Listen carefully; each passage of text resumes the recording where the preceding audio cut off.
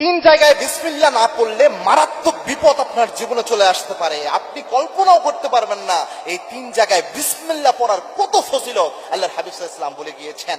আমাদের জীবনে এই যে বিসমিল্লাহির রহমানির রহিম, এটা দিয়েই আমাদের জীবন সাজানো অনেক ক্ষেত্রে আমি দেখেছি। কেননা যে আমলই করতে যায়, যে কাজই করতে চায়, একজন ইমানদারের প্রত্যেক কাজের শুরুতে বিসমিল্লাহ রয়েছে।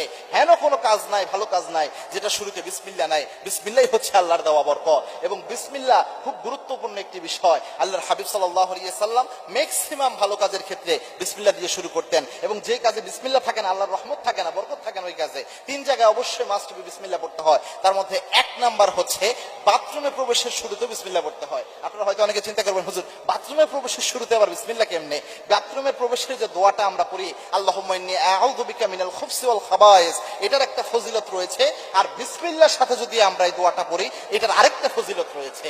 আল্লাহর হাবিব সাল্লাল্লাহু আলাইহি ওয়াসাল্লাম জানিয়েছেন, কোন ব্যক্তি যদি বাথরুমে প্রবেশের সময় শুধু পড়ে আল্লাহুম্মা ইন্নী আউযু বিকা মিনাল খুবসি ওয়াল খাবায়েস, ওই ব্যক্তির সতর, ওই ব্যক্তির লজ্জাস্থানকে দুষ্ট জিন দেখতে পারে কিন্তু কোনো ক্ষতি করতে পারে না।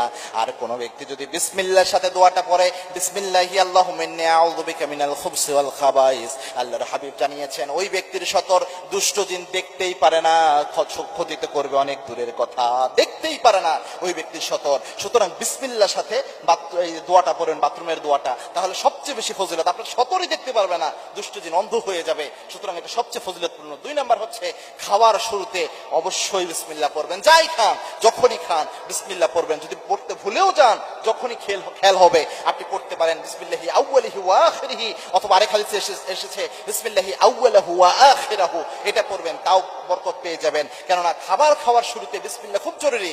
এবং আল্লাহর হাবিব সাল্লাল্লাহু আলাইহি ওয়াসাল্লাম জানিয়েছেন, যেই খাবারের মধ্যে বিসমিল্লাহ পড়ে খাবার খাওয়া শুরু করা হয় না,